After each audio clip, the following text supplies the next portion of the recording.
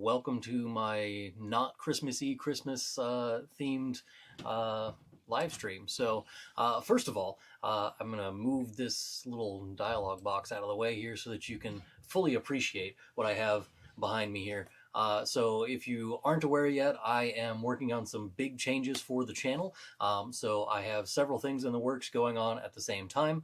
The first one that I have is this setup back here. That will be my new filming studio. I'm working on a few extra lighting details and a few smaller things that need to happen back there in order for that to be really exactly what it is that I want out of it. But it is a different setup than what you're probably used to, because there used to be a big green screen behind me, and now that green screen is folded up and on a shelf right over here. So I am getting rid of the green screen in favor of hopefully doing a little bit more kind of off-the-cuff stuff that I do, kind of like what I'm doing in the live streams, but also a little bit more of the kind of thing that I actually do in my real classes. And in addition to all of that, it's going to be more personal in the way that I do my lessons, so that they're not just scripted stuff that's on a little teleprompter thing that I had. And I'm trying to get away from having all of the overly produced kind of stuff. So I'm going to have this as my kind of background now. You can see my books over here for my German A1 and A2 books, which you can get at Amazon or GermanWithAntrim.com. But one thing that I want to mention before we get into the actual meat and potatoes, as it were, of the live stream for today, I wanted to mention my courses that you can have, that you can find on courses.germanwithantrim.com. If you go to there is 3 options that you can go to now, and that is the main one here being the Deutschlerner Club. That is the version that gets you access to basically everything. That's my A1 course, my A2 course, along with my new materials, basically everything that I've uploaded since December of 2022. That is all available on my website, courses.germanwithantrim.com. There's a link, of course, in the description if you want to check that out for later use. But the one that I recommend using is the Deutschlerner Club, which is the German Learning Club, as what I've been calling it. Basically gets you access to both courses, plus all of the new material, or the newest material that I've created since December of 2022. So that means it's been going on for about a year now. There are 4 options now that you can actually do. There is the one that I just mentioned, which is the Deutschlerner Club. That is a monthly subscription system, and that one will allow you to have access to basically everything. You can also do a one-time purchase for the A1 course, or a one-time purchase for the A2 course, or you can also do a monthly subscription to the newest materials, so you can get all of the things that I just mentioned from December of 2022 going forward, and then basically every week I will upload a new video, and those lessons are then added to that course system as well. So if you're interested in any of that stuff, check that out. I'll be coming back and talking about that eventually at some point during this live stream as well. Few things that I also wanted to talk about besides the changes that are happening back here. I'm also working on changes to my actual website itself, not the courses page, but the regular part of the page. Those would end up being the main landing page. Whenever you first get to my website, is going to be a couple of freebies that I'm working on. The first one is a list of recommended resources that German learners can use. It's like 36 pages or so, full of just resource upon resource upon resource of things that German learners can use while they're learning German. Everything from recommended YouTube channels to recommended books and websites and places to find teachers online, and a ton of other stuff. So I'm working on that as a landing page, and whenever you download that document, you will also get access to a planner, or a kind of goal setting system that I'm working on, and that will be a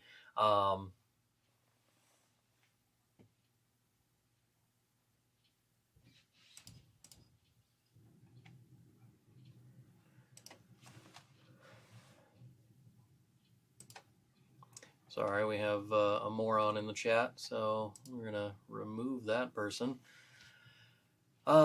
Anyway, so the thing that I'm working on is goal settings as well as resource building so that you can use all kinds of other things, not necessarily just my courses and my things that I have on my website or my YouTube channel or any of that stuff, but just resources that anyone can use to learn German. So I'm working on a couple of different documents that you can download for free, and those are going to be kind of my new landing page that's coming in probably in January when I finally actually launch that. But just a forewarning, that's going to be a thing soon.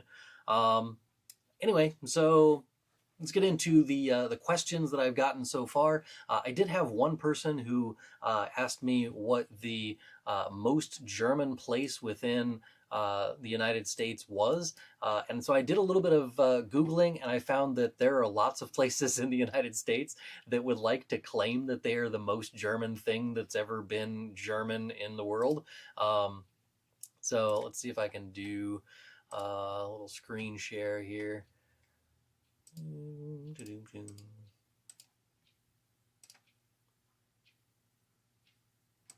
go. Nope, not that button.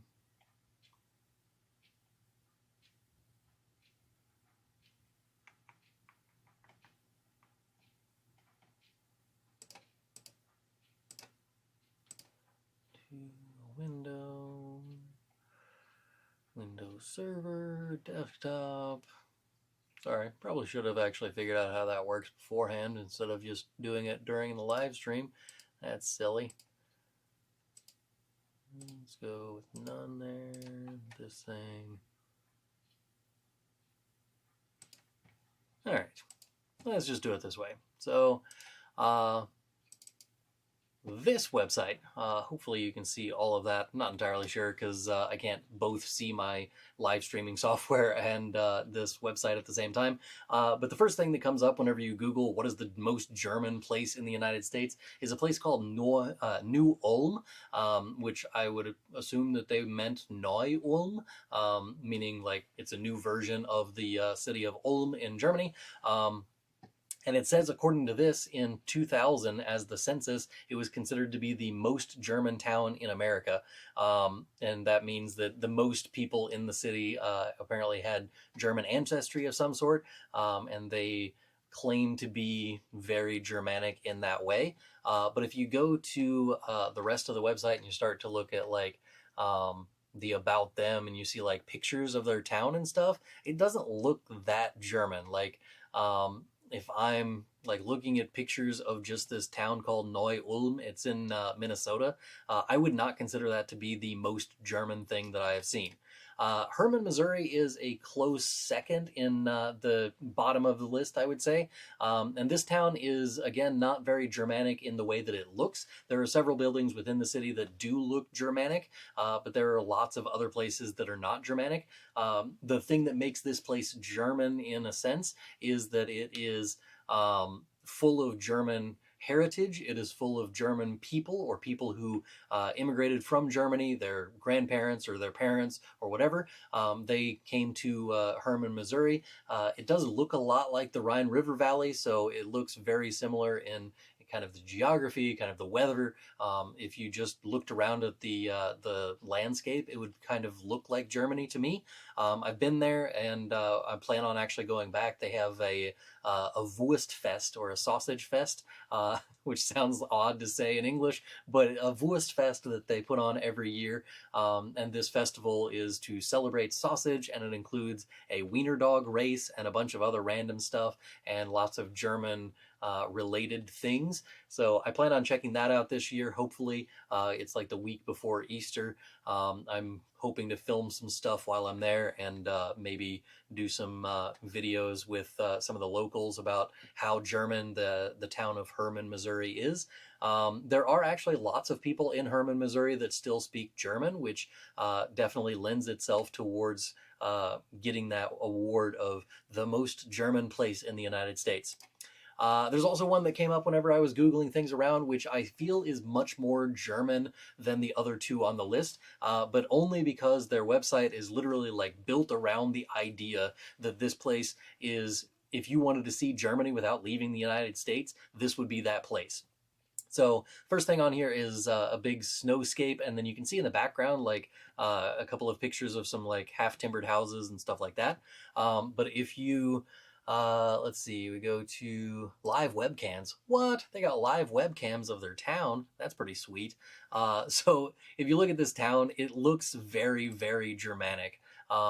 Here's the live stream of their downtown. Apparently it snowed there recently, so there's snow on the ground. They've got Christmas lights everywhere. They've got half-timbered houses on most of the stuff. Very Germanic looking. If I were to look at this picture and somebody said, hey, where is this picture taken? I might actually guess Germany. If it weren't for all of the gaudy lights all over everything. I don't know a whole lot of German towns that go that over the top with the number of lights and the brightness and the colors and all of that. Germans do like to decorate for Christmas, but just not in that way. So that would be the only thing that would lean more towards this being America. And then, of course, the very stereotypical Americans walking down the street kind of gives it away as well. But the other thing that makes this very Germanic is that this is in Washington, which makes it also in the mountains. And so you have this video here is a video that you can't really see the background over here, but there is a mountain over there in that general direction. And again, very Germanic looking in the town itself. Basically everything that Leavenworth, Washington has to offer is that they are German and they want to show how German they are, which does mean that they go over the top in their stereotypes, which is a little bit unfortunate. So this person, for instance, is wearing Lederhose, holding a Bierstein, wearing the Filzhut, and it's got the feather in the hat and everything, and holding a pretzel in the other hand from the opposite hand of the beer. Basically, there's as many German stereotypes as we possibly could find, and we stuffed them all into this one little town. Their attractions in town are basically just, hey, look, we're German. And so Bavaria may be in our blood, but orchards root us, literally. Yeah, so they're proud of their orchards. They've got games that you can play, museums, old-timey photos. That's more Old West, but whatever. And it's trying to be as Bavarian as they can be without being in Bavaria. So it looks Bavarian. It's got the mountainscape going on. It's looks Bavarian in the way that the buildings are structured and all of that. It does have a lot of Germanic-looking things in there. I just wish that they, you know, not everything in Germany is Lederhose and pretzels. It's just I don't know, unfortunate. Anyway, the last one on my list here is Helen, Georgia, which is not something that I would have expected, but this is in Georgia of all places, and they claim to be one of the most German places in the United States as well. And if you look at their pictures, they have mountains in the background, which kind of lends itself towards the idea of being Germanic. It has the charm of Bavaria on here, which again, they kind of go over the top and they try and make things more stereotypical than I would really hope for. They have Alpine Helena, Georgia, or Helen, Georgia, and they have like pictures of what are supposed to be half-timbered houses, but they painted them in a weird way, and it looks kind of like if Disney took over Germany somehow. That would be kind of what I'm getting out of the vibes of this. They have German restaurants and stuff like that in Helen, Georgia. If you go to things to do on their website and you go to, I'm trying to find the eat food. There we go. Dining and shopping and lodging and stuff. So if you scroll down their list of restaurants in town, some of them are more stereotypical than others. First of all, there's a Thai place called Bangkok House, spelled with the German spelling Haus, and they sell Thai food, sushi, and cocktails, which is not what I think of when I think German food. So kudos to them for not bowing to the stereotypes in mention that one. They do have a Bodensee restaurant, which is Lake Constance. So if you're not familiar, the large lake that's at the bottom of Germany in the very far south, bordering in between three countries, Germany, Austria, and Switzerland. That is the Bodensee. So apparently they have a Bodensee restaurant, which looks to be slightly fancy. They have Cafe International, and then the Chattahoochee Doghouse restaurant. Again, house spelled Haus. They have Das Ice Cream Cafe. That hurts. Das Ice Cream Cafe. You can't just throw Das in front of everything, although it is Das Cafe, so I'll give them a little bit of credit there. Maybe they actually knew their grammar, but unlikely. Let's see, what else we have? We have a Hofbräuhaus restaurant, so they're, they have a branch of the Hofbräuhaus. If you didn't know, the Hofbräuhaus in München, in Munich, they have branches in several places around the United States. In fact, there's actually one that used to be like 30 miles from where I live, and they actually recently shut down because basically they couldn't pay their taxes. But yeah, they have branches around the United States, and apparently they have one there. We have a German bakery, which I'm going to come back to because that looks fantastic. We have the Müller's Famous Cheese Cafe, which is an odd one. The Bavarian Inn and Lounge. A saute store, Paul's Margarita Deck. There's a Latina place and more ice cream, although this says Scoop de Scoop. That's not a German thing. The Heidelberg restaurant, the Heidelberg German restaurant, which is the one that I said earlier, looks like it's painted to be a little bit over the top, kind of like if Disney took over Germany. There's also a Two-Tire Tavern and Valhalla Resort Hotel. All right, Valhalla, huh? We're going to go back up here to the bakery just because I love a good German bakery, and so this is apparently the German bakery in Helen, Georgia. This is Hofer's of Helen Bakery. And we're going to click on their official website just to see what kind of stuff they got going on. Got Bavarian flags everywhere. It says Herzlich Willkommen on their website. Yeah, kind of generic bakery type stuff, but overall, you got German bread and rolls. Now that is something I definitely miss about being in Germany, is going to German bakeries. It's like the number one thing that Germans miss whenever they come to the United States is going to a German bakery, because Americans, we generally we don't have good bakeries. We are terrible at baking bread, and the Germans are just so good at it. Everything that I've ever tasted from a German bakery has been delicious. It's the only place that I will eat fruit in pastries. I'm not a big fan of putting fruit in pastries here in the United States, but something about it in Germany, it just tastes right. I think it's probably the amount of sugar. If you go to an American bakery, it's just like 7 pounds of sugar and a little bit of pastry. In Germany, it's much less sugar. So anyway, that's the question that kind of got me off on a 15-minute journey down a rabbit hole was what is the most German city within the United States? I would say it's one of the last two that I just mentioned, which is Leavenworth, Washington, or Helen, Georgia, one of those two. But there are some kind of big contenders that I would say, like the entire state of Michigan is basically German. If you're looking for some of the best German teachers in the United States, they live in Michigan. That's not where I live, so I don't count myself into that category, but they are some of the best teachers in German. If I'm using someone else's materials in my German class, they probably came from Michigan or Wisconsin or one of the northern states that's north of Illinois. There is a bunch of people in Pennsylvania that are, well, mostly the Amish, but they call them the Pennsylvania Dutch. And the reason they call them Dutch is because they misinterpreted Deutsch and thought that they meant Dutch, but they did not. So they meant Deutsch. And the Amish actually still speak German here in the United States.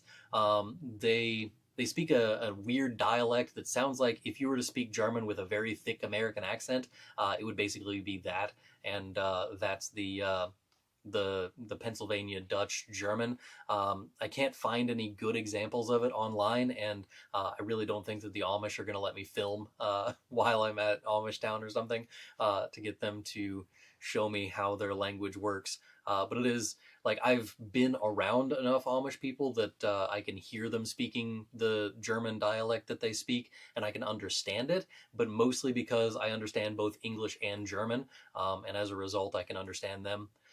There's also parts of Texas that used to have their own German dialect. I believe that's starting to kind of die out, but it used to be super popular in Texas, and certain parts of it spoke a thing that they called Texas German. If you Google that, there's a bunch of examples of that that you can find online. There's even a guy who teaches Texan German online. So if you're bored and you want to find out more about that. So anyway, so let's see what's in the comments here. We got my username tells it all, although I've been learning German long before I became interested in Struwwelpeter. Struwwelpeter is one of my favorite books. I don't have a copy of it in here, but I do have a copy of it in my classroom. I occasionally make reference to it whenever I'm sitting around in German classes and stuff. But Struwwelpeter is the stories that give Germany a bad name for telling stories to children that are not really meant for children.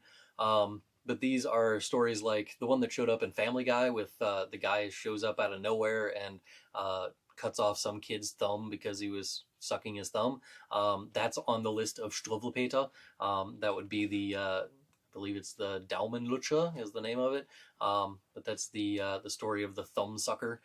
If you're super bored, I did an animated version of those all of the Struwwelpeter stories, basically, from the beginning to end of the book, and I animated them and put them together into YouTube videos. I have one video that is all of them compiled together in the entire book, so if you get bored, you can watch my old videos of that. I'll have to look again and find where the actual link is for that. Let's see, studio in German, let's see, content, and then playlist.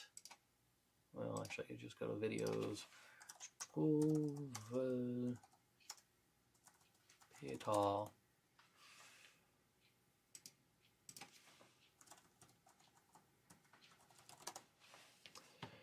The complete collection. There we go. Get a link there and put that into the live chat so that you guys can go and watch that on your own time whenever you get bored. It's me reading all of the Struwwelpeter stories, and then it's just, me taking the original images and stuff and trying to animate them before animating dead pictures went out that way. Let's see. Einchecken. So Bob Fognozzle is back in the chat, and he just wants to say he's checking in. Hi, Bob. Welcome back. Good to see you again. Struwwelpeter says wiener dogs are also known as Dachshund. They are adorable.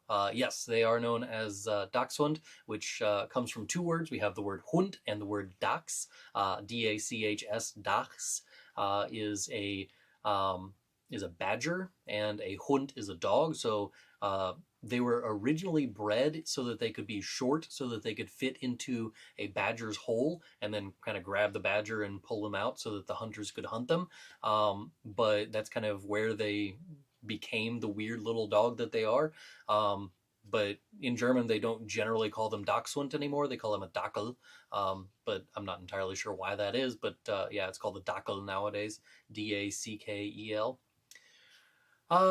Yes, they are adorable. Hey, Isaac Zehausen, he says, I know you. Yeah, I think we met before. This is personal questions about my actual students in EHS. I am not going to comment on a live feed to however many people are going to end up watching this. I'm not going to comment on whether or not my students are good. The place where you work, 6161 Tiger Drive, that's not the address of the high school. You should probably look that up. It is 6161, but not Tiger Drive. Tiger Drive is the street that goes into the high school from the back. The one that you're thinking of is Center Grove Road. That is the actual address of the high school that I work at. What does das mean? Das means the. although it's one of several words. So German is one of those languages that is a gendered language. I've been doing a lot more of a better job this year in teaching my German students that intrinsic gender and grammatical gender are two entirely different things. So the difference between it saying der whatever and that article representing the fact that the noun is masculine is different than the noun itself being masculine. So for instance, a table is not masculine intrinsically. There's no genitalia, there's no DNA that we can sample, there's nothing that tells us that this table is masculine. That wouldn't make any sense. But it is a masculine noun because grammatically speaking, that's what the noun chooses to be. And so we have intrinsic gender over here and grammatical gender over here, and these two are juxtaposed to each other. So der is masculine, die is feminine, das is neuter, but that's kind of a generic overview of how things work. There are nouns that are masculine that don't have genders. There are nouns that are neuter that probably should have genders and don't. So das Mädchen, for instance, is the German word for a girl, but because it ends in the suffix chen, it automatically is neuter. There's a bunch of different words for the, and that's something that if you get super bored, you can go down the rabbit hole on that. But the easiest way to figure out all of the forms that you would need is to go watch my videos about the case system. So I have 3 master classes that I did about the German case system. One about the accusative, one about the dative, and one about the genitive. And the accusative one also covers a lot of the stuff that's in the nominative case. But I have those put up into a playlist. Will be master class. Pull that up here, and I'll share that in the chat as well.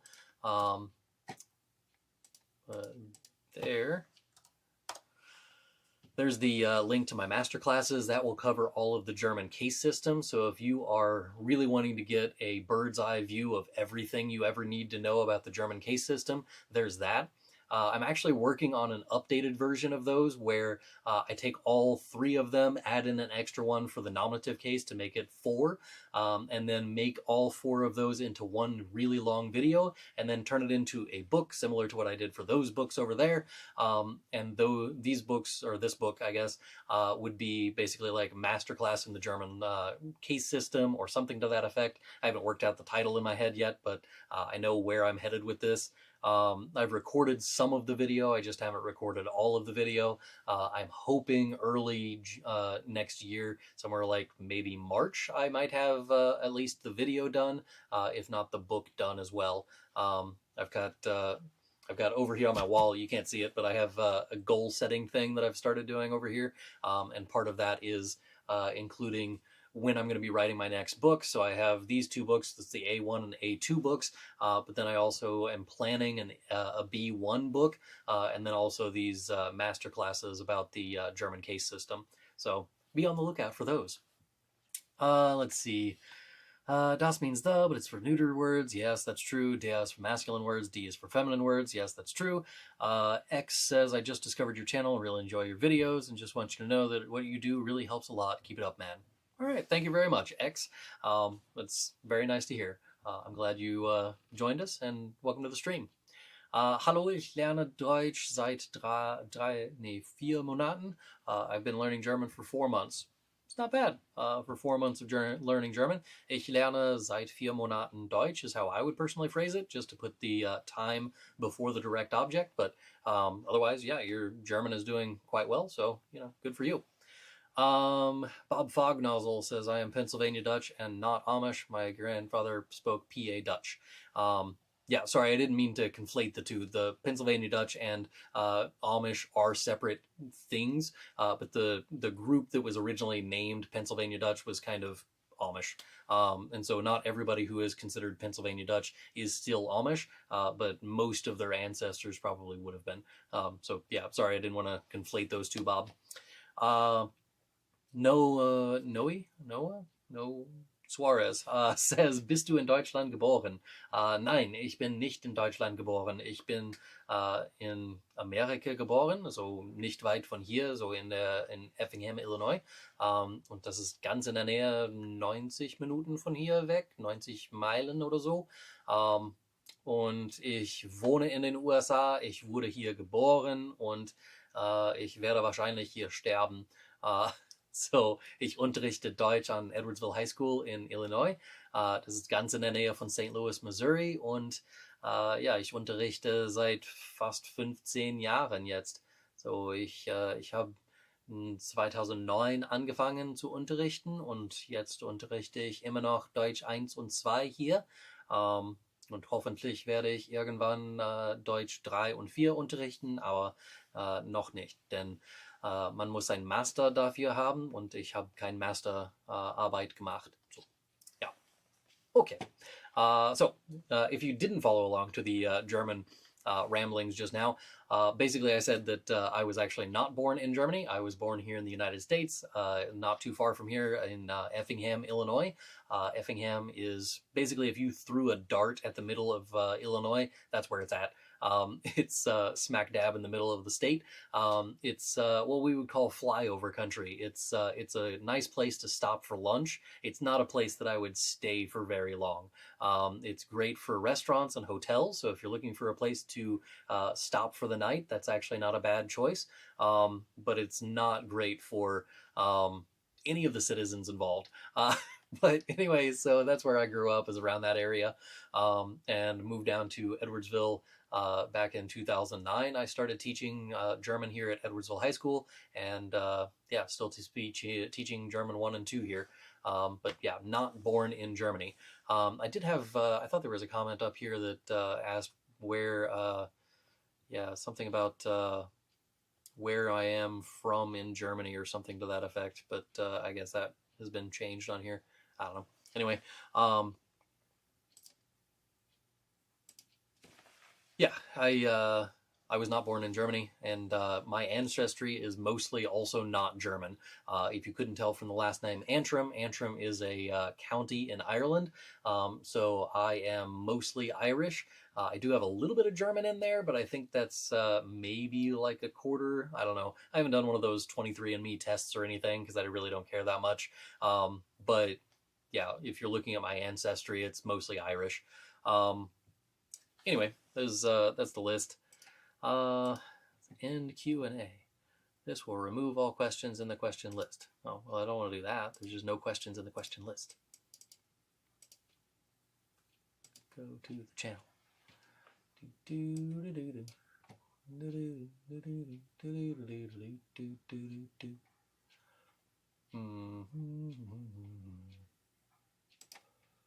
That's the list. No, stop it.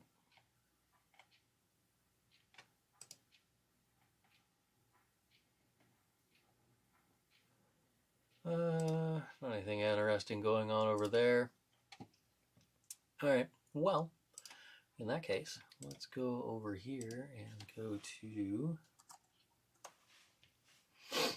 my Google Drive here and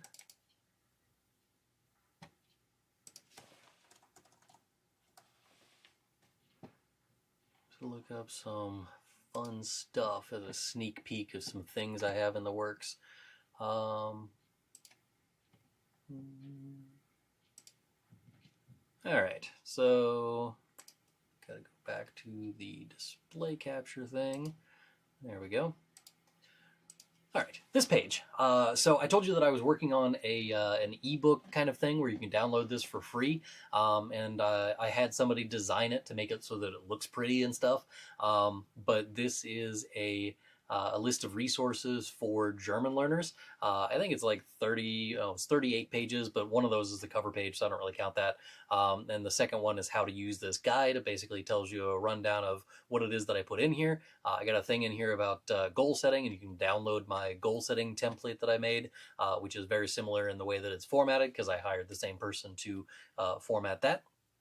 But then I have a bunch of recommended books.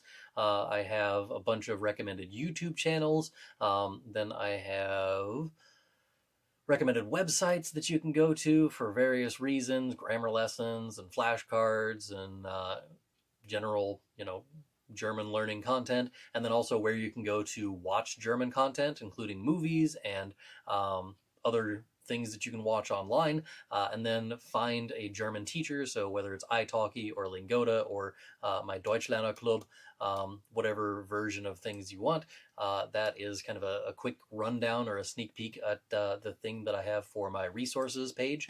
And there's also this goal setting thing that I'm planning on releasing at the same time. This is going to come out in January, but this is my goal setting template here.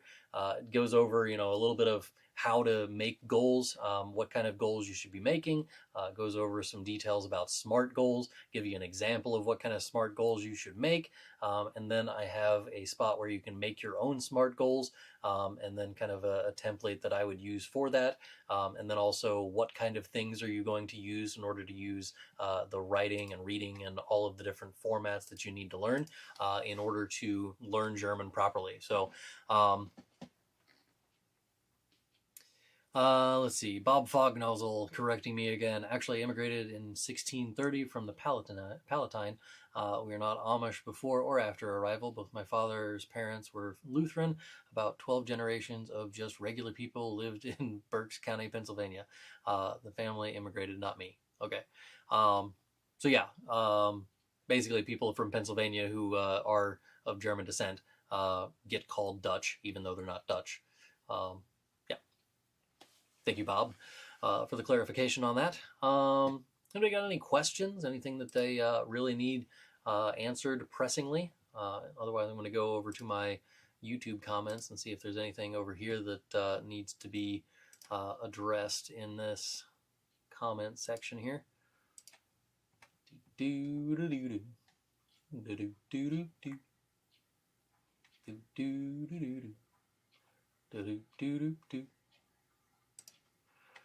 What is this even a comment on? No. Did I not include the handle? Wait for that.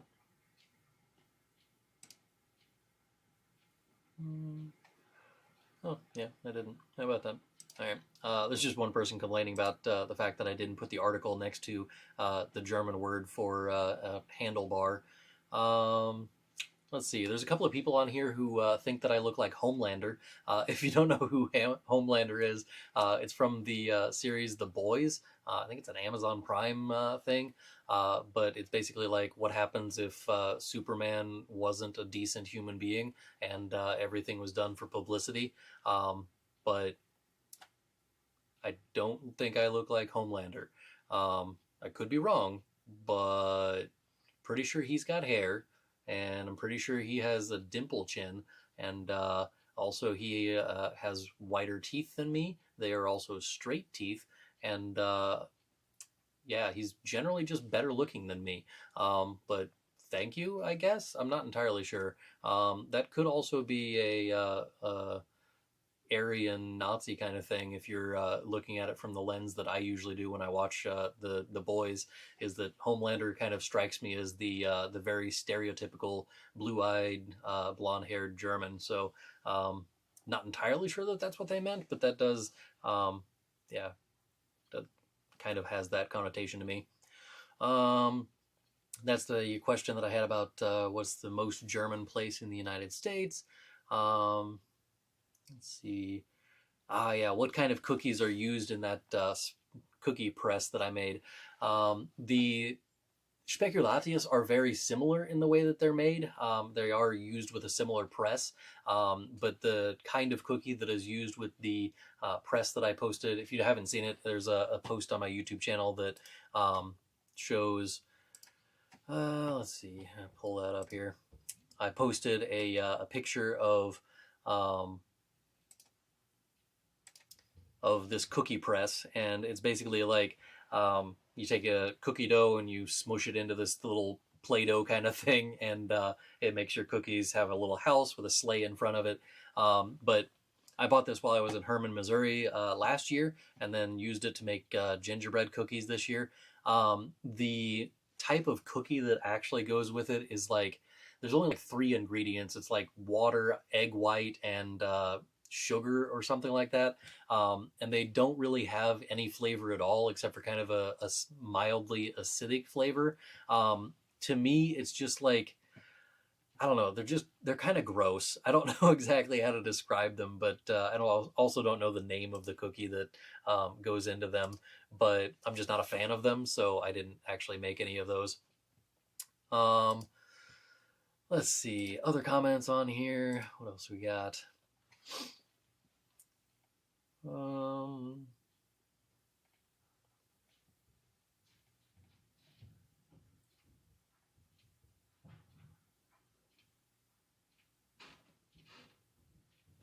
Sie sind ein sehr guter Lehrer. Leider habe ich einen Fehler gemacht. It happens. Uh, People make mistakes. I think that learning German requires you to make mistakes. If you're not making mistakes while learning German, you're probably doing it wrong. It just means that you're not expressing yourself enough. If you're not making mistakes in German, it's probably because you just aren't speaking enough German that you would have the opportunity to make mistakes. I still make mistakes. I'm pretty sure that I said one earlier whenever I was speaking German. I caught it like halfway through the sentence, but it was too late. So I didn't even bother to fix it. I don't even remember what it was. So yeah.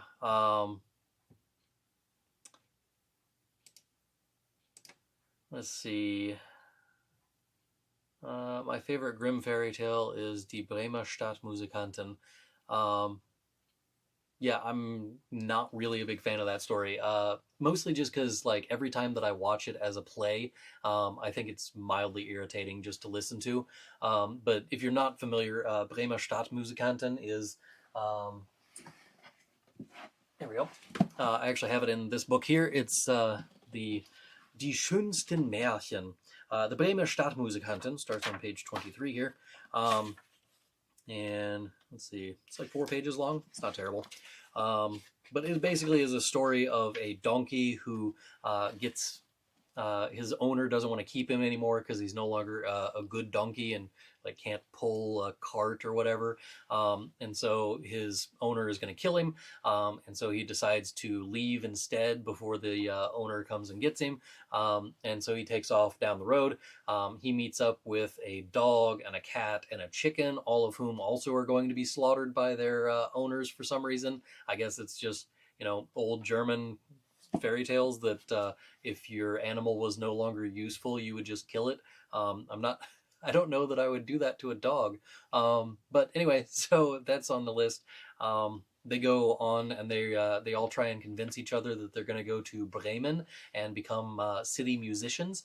None of them actually end up doing that in the end of the story, but they stumble upon this house in the middle of the woods, and they find some robbers in there who just have like a bunch of loot, and they like attack them essentially in the dark and scare away the robbers and then kind of steal their stuff. I'm not entirely sure what the moral of that story is supposed to be, but to me it just says if you find a thief, it's okay to steal things from thieves because the stuff was already stolen before you got there. But I'm going to read a little bit of the first bit of Die Bremer Stadtmusikanten so that you get to hear the simple past tense in German, but also just to, just to read some German. Es hatte ein Mann einen Esel, der schon lange Jahre die Säcke unverdrossen zur Mühle getragen hatte, dessen Kräfte aber nun zu Ende ging, so dass er zur Arbeit immer untauglicher ward. So that's one sentence out of the very beginning of this. So if you're not familiar, Grimm fairy tales are not an A1, A2 kind of read. This is definitely B1, B2 kind of reading. But basically there was once a man who had a donkey who carried sacks without problem to the mill for years, and then whose strength had gone to an end, however, so that he could no longer continue on his work. Da dachte der Herr daran, ihn aus dem Futter zu schaffen, aber der Esel merkte, dass kein guter Wind wehte, lief fort und machte sich auf den Weg nach Bremen. Dort, meinte er, könnte er ja Stadtmusikanten werden. So then the Mr. or the Lord, the guy, thought he would literally says here that he would take him out of the feeding, which is to say, like, it's too expensive to continue to feed this animal, so I'm just going to kill it. And the donkey noticed, however, that no good wind was blowing, so he took off and took off on the way to Bremen. There he thought he could become a city musician. Als ein Weilchen fortgegangen war, fand er einen Jagdhund, auf dem Weg liegen, der jappte wie einer, der sich müde gelaufen hat. After a little while of continuing on, he found a hunting dog who was laying on the path and was yapping as if he had been run tired long ago. Nun, was jappst du so, Pakan? Fragte der Esel. So what are you yapping about, Pakan, which is like a joke name for a dog? Asked the donkey. Ach, sagte der Hund, weil ich alt bin und jeden Tag schwächer werde und auch auf der Jagd nicht mehr fort kann, hat mich mein Herr wollen totschlagen. Da habe ich Reis genommen, aber womit soll ich nun mein Brot verdienen? Oh, says the dog, because I am old and become weaker every day, and also can't go hunting anymore, my owner wanted to kill me, so I took off in a haste. But where am I supposed to get my meals now? Yeah. So as far as a happy story, Bremer Stadtmusikanten would not be on the top of my list of happy stories, because a happy story generally does not have people wanting to kill their pets. Yeah, it basically is that way for the cat and for the chicken. I believe the cat couldn't catch any mice anymore because it was too old and slow, or its claws were too dull or something to that effect. And then the chicken couldn't lay any eggs anymore, and so they were going to kill that one too. But anyway, happy ending. Yeah, it definitely has a happy ending. It just doesn't have a happy beginning, middle, or almost end. So it's a messed up story. Let's see. Ich bin aus Guadalajara, Mexiko, und habe ich in 2004 nach den USA umgezogen. Yeah. I have not been to Guadalajara, Mexico. I've been to a couple of other places in Mexico, but not Guadalajara. Ich bin aus Guadalajara, Mexiko, und bin 2004 nach den USA umgezogen, would be the way that I would phrase that. But auf jeden Fall, sogar die Menschen, das haben Deutsch als Muttersprache, oft Fehler machen. Yeah. So lots of people, even the native speakers in German, make mistakes in German. If you don't know this about Americans don't speak English properly either. In fact, I have had to teach American students English for every year since I started teaching, because they don't speak English well enough or actually properly in order to use the sentence structure they need in German. So if you don't understand your own language well enough, you probably won't do very well in grammar lessons in German. Let's see. Zu einfach. This person thinks that I deserve an Oscar for my acting skills in one of my clips in my A1 video. Yeah, probably true. I was shortchanged at the Oscars that year. Sorry. Let's see. Anything else of import here? Bunch of other video answers, questions to things. Probably take off the filter here that says things to which I have already responded. See if there's anything that I have responded to but probably could use an extra response. Are there many German speakers in the United States? If they do speak German at home, just curious. Yes, there are lots of German speakers in the United States. According to this, it is the second most spoken language in North Dakota, 1.39% of its population, and the third most spoken language in 16 other states. That's according to Wikipedia, so take that with a grain of salt. It probably is like 10 years old information or so. According to this, 50 million Americans claim German ancestry, which makes them the largest single claimed ancestry group in the United States. There's also this article from the Deutsche Welle that I linked for this person. But this article basically goes down a list of things that are German in ways in the United States. Includes like dialects in the United States and Pennsylvania Dutch and all kinds of other stuff about that. But yeah, I don't want to go into too much detail on that one.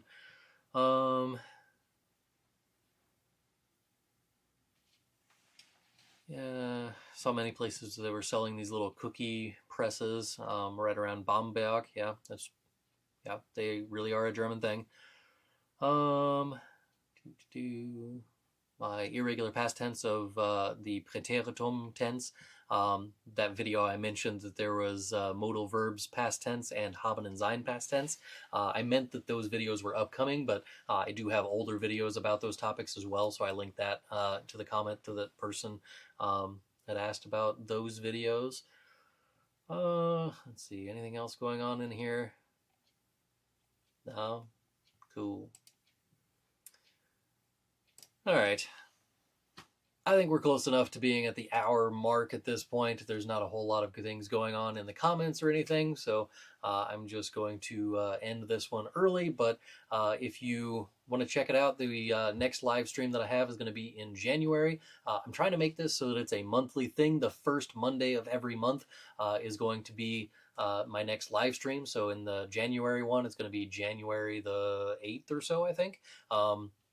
And then I'll have another one in February and March, and I've got them all scheduled on my YouTube channel. Just go to the YouTube channel, click on the live tab, and you can find all kinds of stuff there.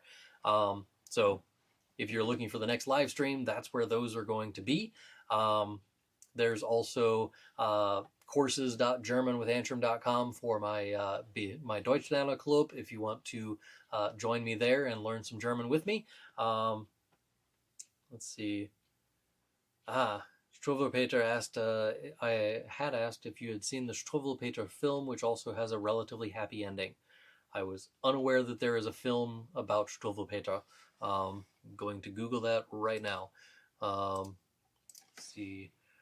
Struwwelpeter film.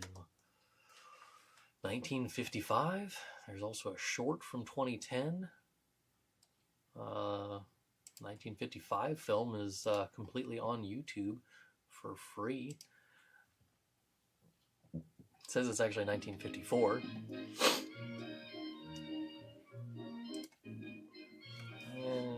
Get to the point. Oh, that's terrifying. All right, we're going to watch this together just because we can. I've got the extra time, so let's do screen capture, but in addition to that, make it smaller, like a lot smaller. I'm sorry, I didn't notice that was ginormous earlier. So we're going to put that over there and take me and put me over there. There we go. Cool, cool. So we got those things, and then on this tab, we have the video of Struwwelpeter. So yeah, let's check this out. Surely can't get flagged for copyright, but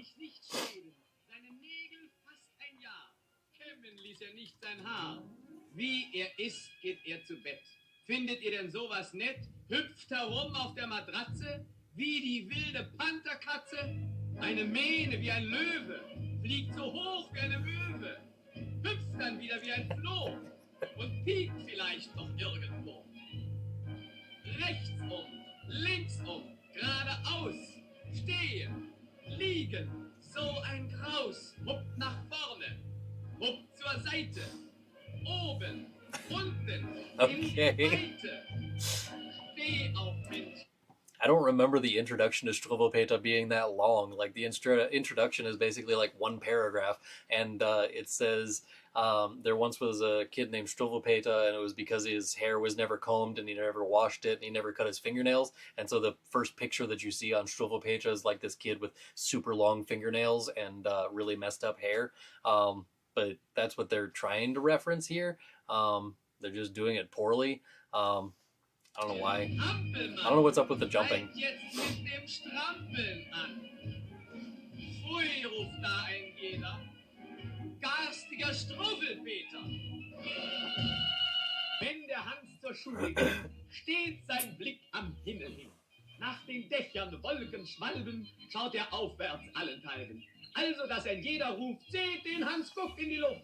Schaut zum Himmel unverwandt, kam ein Hund dahergerannt. Bauz, badauz, da liegen zwei, Hund und Hänschen nebenbei. Doch bekümmert ihn nicht viel, weiter geht das lustige Spiel. Okay, this is a story that has a moral for nowadays. So this is Hans Guck in die Luft. Basically, this kid keeps staring in the sky and not paying attention to where he's going. So he ends up like falling down for this first example where he runs into a dog. Then one time he runs into a bush, and then the third one he falls into a river and somebody has to fish him out. But this, I think, is a warning from 1954 telling people to stop looking at your phone all the time.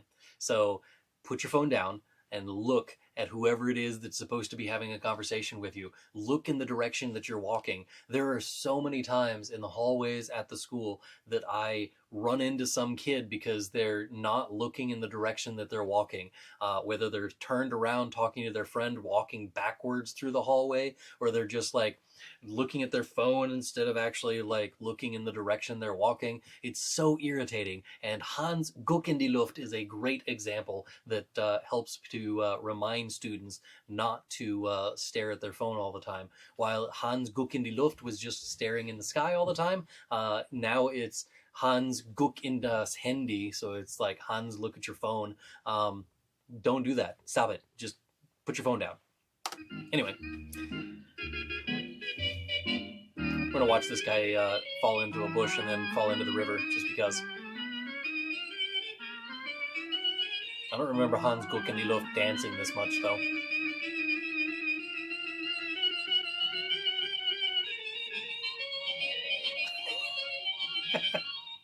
Seriously? What is the point of that? 1954 made some really weird films.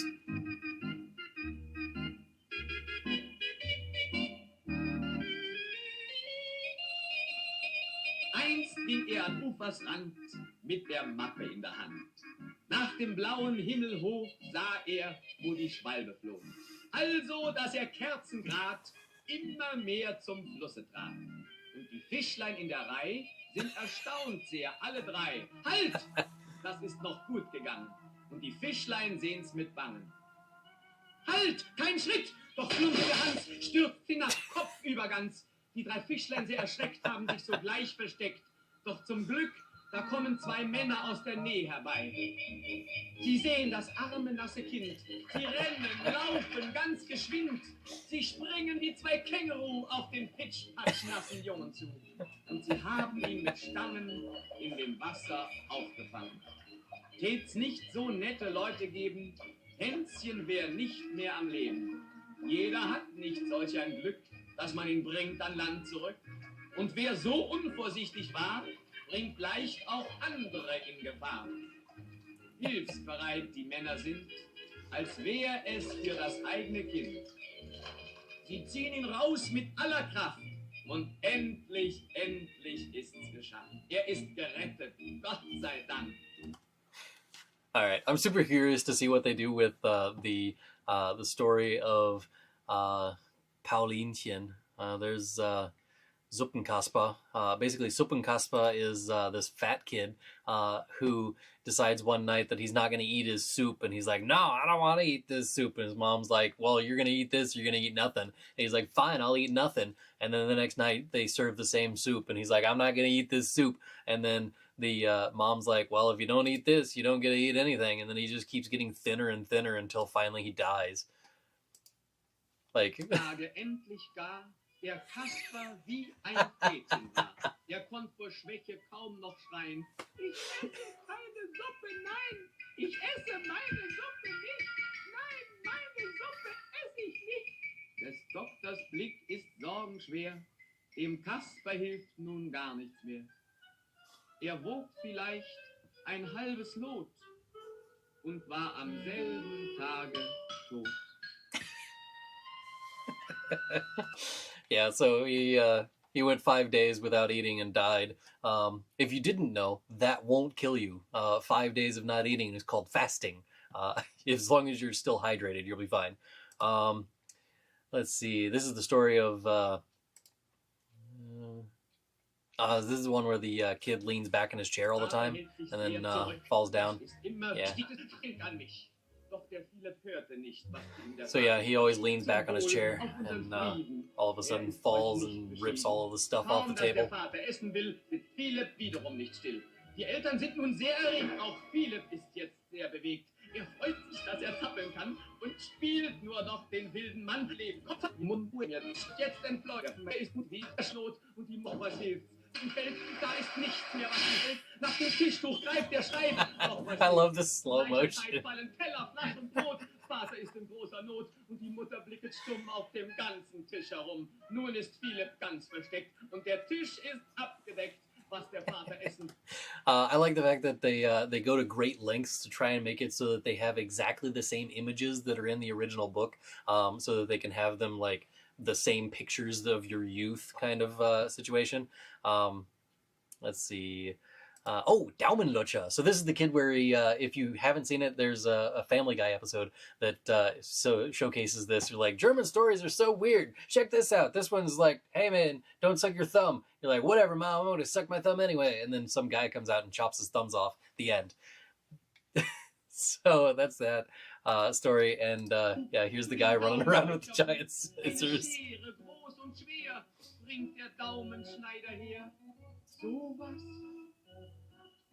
Macht er einen Sprung über unseren kleinen Jungen? Konrad denkt, was will der hier? Ich tue ihm nichts. Was will er mir? Spielst du durch das Zimmer Zeck, steck ich meine Däumchen weg.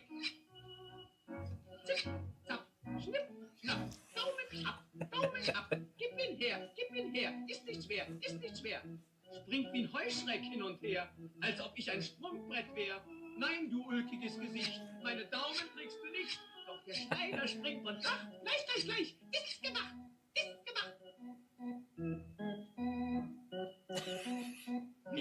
Yeah, just hold your hands out like that, kid. Nothing bad will happen. Mit der großen, scharfen Schere. Hei, wie schreit der Konrad sehr. Siehst du wohl? Das kommt davon.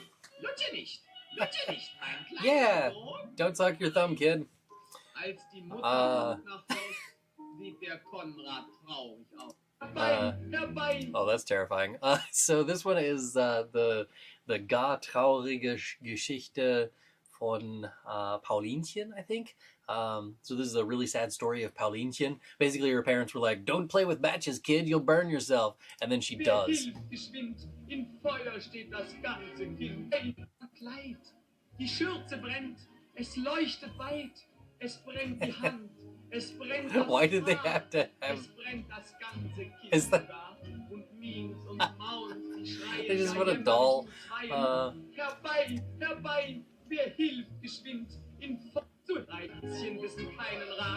So she catches herself on fire. Basically burns the child, and there's nothing left but a pile of ashes, and the cats cry until they have a little river, a river of tears. I don't know where the happy ending is going to come out of this, but yeah, I'm not going to watch the whole thing with you, but that's the first 20 minutes of this hour-long film. If you're curious, I will put a link to that.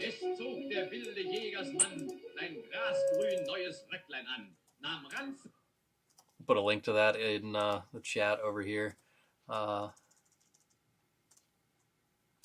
There you go. Let's see.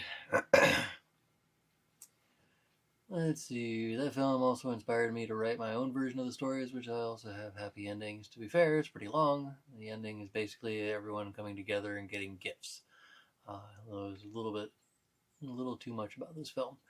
Wow, we had the book when we were kids. My mom is from Berlin, and we lived in Germany. Yeah, Hans is cute in this film. I don't remember him falling into a bush. Nice show. Solche schöne Sprache. Well, in this film, he sure seems to love soup when he does eat it. Trinkwasser blöd. Danke, Professorin.